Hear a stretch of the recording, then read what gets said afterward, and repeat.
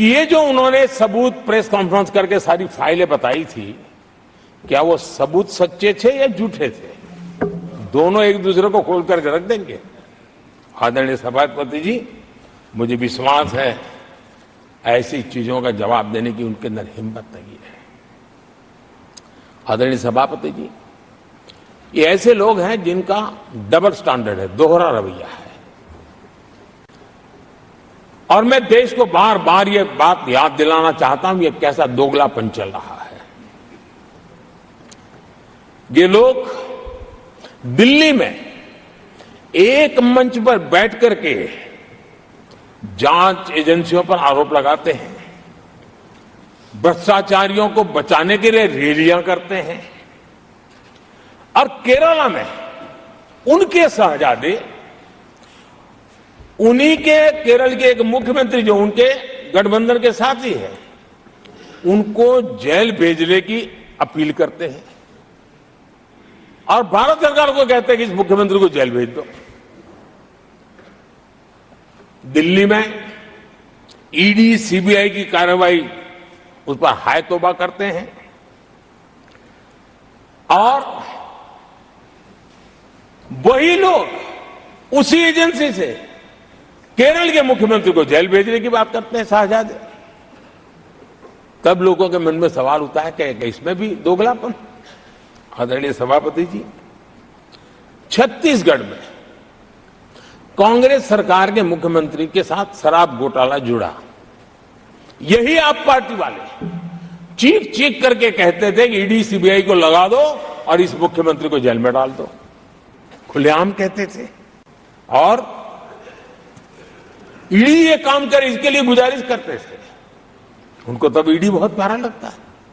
आदरणीय सभापति जी, ये आज जो लोग जांच एजेंसियों को बदनाम कर रहे हैं, हल्ला मचा रहे हैं, मैं जरा उनकी याददाश्त पर जोर डालना चाहिए, मैं ऐसा उनका आग्रह करता हूं। जांच एजेंसियों का पहले दुरुपयोग कैसे होता था, कौन करता था, मैं जरा बताना चाहता हूं। मैं कुछ बयान आपके सामने रखता हूं। ये पहला बयान है 2013 का। बयान क्या है? कांग्रेस से लड़ना आसान नहीं है, जेल में डाल देगी, सीबीआई पीछे लगा देगी।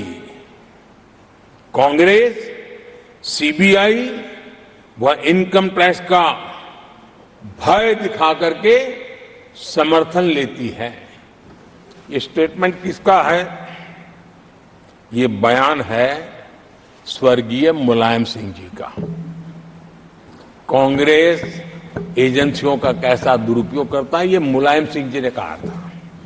और यहां इस सदन के माननीय सदस्य रामगोपाल जी को मैं जरा पूछना चाहता हूं कि रामगोपाल जी, क्या नेताजी कभी झूठ बोलते थे क्या?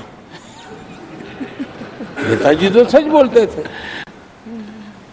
आदरणीय सभापति जी, मैं रामगोपाल जी को भी कहा जरा भतीजे को भी बताएं, क्योंकि उनको भी याद दिलाया कि राजनीति में कदम रखते ही भतीजे पर सीबीआई का फंदा लगाने वाले कौन थे, जरा याद दिला दें उनको, पता चलेगा। आदरणीय सभापति जी, मैं एक और बयान पढ़ता हूं, ये भी साल 2013 का है। The Congress had used the CBI to strike political bargains with many parties. और कौन कहते हैं? उनके कॉमरेड श्रीमान प्रकाश कराज जी ने ये कहा हुआ है, 2013 में कहा। एजेंसियों का कौन दुरुपयोग करता था? एक और महत्वपूर्ण स्टेटमेंट में पढ़ता हूं और मैं याद दिलाना चाहता हूं, स्टेटमेंट क्या है कि सीबीआई पिंजरे में बंद तोता है जो मालिक की आवाज में बोलता है। ये किसी राजनीतिक व्यक्ति का बयान नहीं है, ये हमारे देश की सुप्रीम कोर्ट ने यूपीए सरकार के समय कहा हुआ बयान है। एजेंसियों का दुरुपयोग कौन करता था, इसके जीते जागते सबूत आज मौजूद है। आदरणीय सभापति जी, भ्रष्टाचार के विरुद्ध लड़ाई ये मेरे लिए चुनाव हार जीत का तराजू नहीं है। मैं चुनाव हार जीत के लिए, भ्रष्टाचार के लिए लड़ाई नहीं लड़ रहा हूं। ये मेरा मिशन है, ये मेरा कन्विक्शन है और मैं मानता हूं कि भ्रष्टाचार एक ऐसी दिमक है जिसने देश को खोखला कर दिया है। इस देश को भ्रष्टाचार से मुक्ति दिलाने के लिए, भ्रष्टाचार के प्रति सामान्य मानवीय के मन में नफरत पैदा करने के लिए मैं जी जान से जुटा हुआ हूं और मैं इस पवित्र कार्य मानता हूं। 2014 में जब हमारी सरकार बनी तो हमने दो बड़ी बातें कही थी। एक, हमने कहा था मेरी सरकार गरीबों को समर्पित है, और दूसरा, भ्रष्टाचार पर, काले धन पर कड़ा प्रहार मेरी सरकार करेगी। ये मैंने 2014 में सार्वजनिक रूप से कहा था। इसी ध्येय को लेकर के एक तरफ गरीबों के कल्याण के लिए विश्व की सबसे बड़ी कल्याण योजना हम चला रहे हैं, गरीब कल्याण योजना चला रहे हैं। दूसरी तरफ भ्रष्टाचार के विरुद्ध नए कानून, नई व्यवस्थाएं, नए तंत्र हम विकसित कर रहे हैं।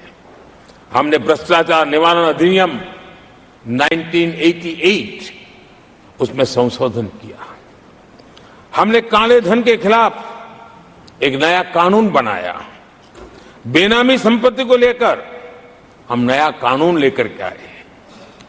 इन कानूनों से भ्रष्ट अधिकारियों पर भी कार्रवाई हो गई, लेकिन लीकेज हटाने के लिए हमने सकारात्मक रूप से गवर्नमेंट में भी बदलाव लाया। हमने डायरेक्ट बेनिफिट ट्रांसफर पर बल दिया। हमने डिजिटल टेक्नोलॉजी का भरपूर उपयोग किया है और तभी आज हर लाभार्थी तक उसके हक का फायदा तुरंत सीधा पहुंच रहा है। एक नए पैसे का लीकेज नहीं होता है। ये हमारी भ्रष्टाचार के खिलाफ लड़ाई का पहलू है। और जब सामान्य नागरिक को ये व्यवस्था मिलती है तब उसका लोकतंत्र पे भरोसा बढ़ता है, उसको सरकार में अपनापन महसूस होता है, और जब अपनापन महसूस होता है ना, तब तीसरी बार बैठने का मौका मिलता है। आदरणीय सभापति जी,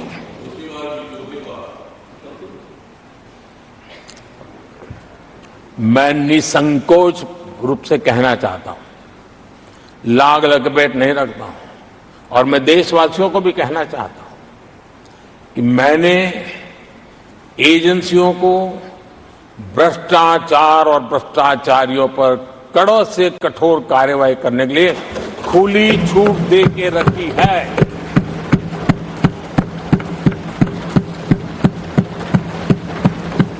सरकार कहीं पर भी टांग नहीं अड़ाएगी। हां, वो ईमानदारी से काम करे, ईमानदारी के लिए काम करे, ये मेरी सूचना है। और आदरणीय सभापति जी, मैं फिर देशवासियों को कहना चाहता हूं, कोई भी भ्रष्टाचारी कानून से बच करके नहीं निकलेगा, ये मोदी की गारंटी है। आदरणीय सभापति जी, राष्ट्रपति जी ने अपने संबोधन में पेपर लीक को एक बड़ी समस्या बताया है। मेरी अपेक्षा थी कि सारे दल दलीय राजनीति से ऊपर उठकर इस पर अपनी बात रखते हैं, लेकिन दुर्भाग्य से इतना संवेदनशील महत्वपूर्ण मुद्दा भी, मेरे देश के नौजवानों के भविष्य के साथ जुड़ा मुद्दा भी इन्होंने राजनीति के भेंट चढ़ा दिया। इससे बड़ा दुर्भाग्य क्या हो सकता है। मैं देश के नौजवानों को आश्वस्त करता हूं कि आपको धोखा देने वालों को ये सरकार छोड़ने वाली नहीं है। मेरे देश के नौजवानों के भविष्य के साथ खिलवाड़ करने वालों को सख्त से सख्त सजा मिले, इसके लिए एक के बाद एक एक्शन लिए जा रहे हैं। संसद में इन गड़बड़ियों के खिलाफ सख्त कानून भी हमने बनाया है। हम पूरी सिस्टम को मजबूती दे रहे हैं कि भविष्य में मेरे देश के नौजवानों को आशंका भरी स्थिति में भी रहना न पड़े, पूरे विश्वास के साथ वो अपने सामर्थ्य को प्रदर्शित करें और अपने हक का प्राप्त करें। इस बात को लेकर के हम काम कर रहे हैं। आदरणीय सभापति जी, यहां कुछ आरोप लगाने की फैशन है, लेकिन कुछ आरोप ऐसे उसके जवाब घटनाएं खुद दे देती है और प्रत्यक्ष को प्रमाण की कोई जरूरत नहीं होती है।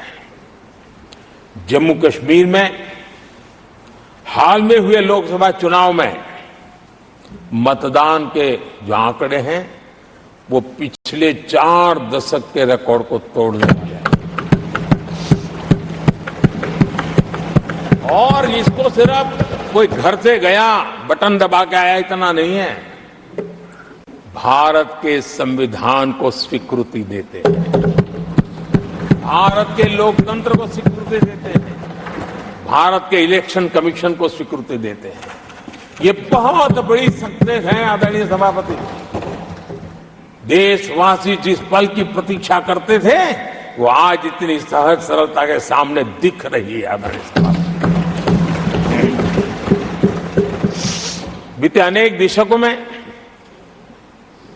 बंद, हड़ताल, आतंकी धमकियां, इधर उधर बम धमाके की कोशिशें एक प्रकार से लोकतंत्र पर ग्रहण बनी हुई थी।